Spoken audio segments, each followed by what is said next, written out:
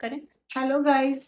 आज मैं आपको हेल्थ के रिगार्डिंग कुछ टेस्ट जो इम्पोर्टेंट टेस्ट होते हैं जो हमें रूटीन में एक साल में कम से कम एक बार तो करा ही लेने चाहिए क्योंकि आजकल जो लाइफ है सबकी बहुत ही खराब वाली हो गई है। किसी को हार्ट अटैक, किसी को कैंसर, किसी को ओवरियन कैंसर, किसी को कोई।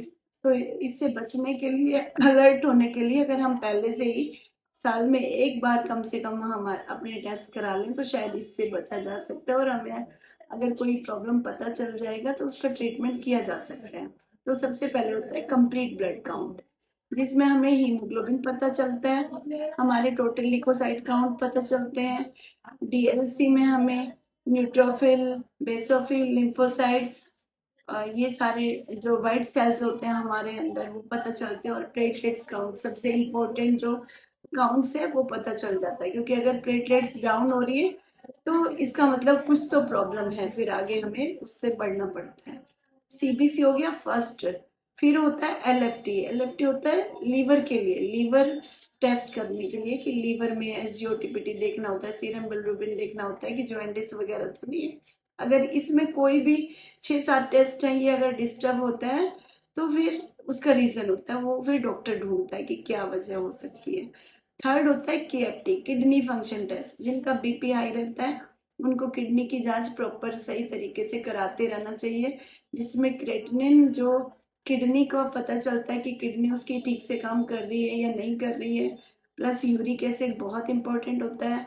Uric acid R factor, arthritis है लोगों को तो वो भी इससे पता चल जाता है। अब आते हैं हम लिपिड प्रोफाइल हार्ट के लिए, जिसमें कोलेस्ट्रोल, टोटल कोलेस्ट्रोल, एचडीएल, ये सारा पता होता है। अगर इनमें प्रॉब्लम आती, अब हम आते हैं लिपिड प्रोफाइल पे, जिसमें हार्ट के बारे में पता चलता है लोगों को सडनली हार्ट अटैक हो गया तो वो उन्हीं लोगों को होता है जो अवेयर नहीं होते कि क्या हो रहा है। उनके शरीर में ब्लड जमना स्टार्ट हो जाता है तो इसके लिए हमें कराना होता है लिपिड प्रोफाइल। लिपिड प्रोफाइल में कोलेस्ट्रॉल देखना होता है, एचडीएल देखना होता है, टोटल कोलेस्ट्रॉल देखना होता है। अगर वो बढ़ रहा है तो फिर इको वगैरह कराना पड़ता है, जिससे कि हार्ट की डिसीज से हमें बचाया जा सकता है। फिर हम डॉक्टर के पास जाएंगे और डॉक्टर ट्रीटमेंट करेगा उसका। थायराइड प्रोफाइल, थायराइड में मैंने पहले भी आपको बताया कि थायराइड मेल में भी होता है, फीमेल में भी होता है और दोनों में ही ये खतरनाक स्टेज होती है।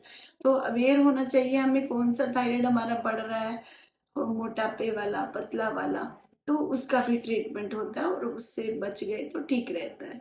अब हमें आते हैं हम थायराइड प्रोफाइल के बाद आते हैं हम कैंसर पे।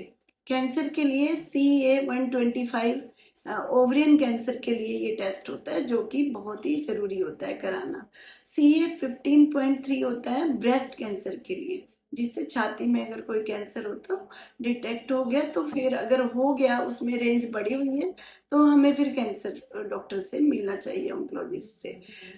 और अब आते हैं हम 72.4, ये स्टमक का कैंसर बताता है। ऑल बॉडी में हमें पेट स्कैन कराना चाहिए। 25 साल से लेडीज अगर ज्यादा हो जाती है तो ये हमें रूटीन में टेस्ट कराना चाहिए। अब हम आते हैं मेल पे।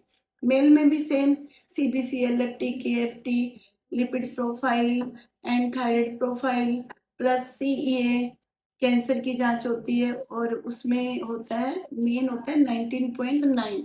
ये पैनक्रियाटिक कैंसर होता है जो मेल में ज्यादा पाया जाता है। और एक CA तो होता है, CEA कराना चाहिए मेल को, और मेल को PAC कराना चाहिए जो 40 से अबव कराना चाहिए। लोग कहते हैं कि नहीं जी ये तो 60 में कराना चाहिए, लेकिन ये 40 से अबव करा लेना चाहिए क्योंकि ज्यादातर मेल को प्रॉब्लम होती है। तो थोड़े पैसे लगते हैं लेकिन अपनी जान की सेफ्टी ज्यादा जरूरी है, पैसे हमें ऊपर तो लेके जाना नहीं है।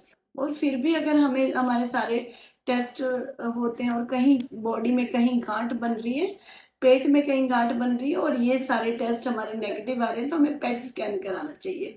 तो गाइस अगर इसमें आपको अच्छा लगता है कि मैं कुछ आपको सही चीज, तो अब मैंने मेल और फीमेल दोनों के टेस्ट बता दिए। प्लीज आप साल में, एक साल में एक बार जरूर ये टेस्ट कराया कीजिए। अगर इनमें कहीं पे भी कोई प्रॉब्लम होती है तो अपना ट्रीटमेंट कराओ और स्वस्थ रहो, ये आपका हक है।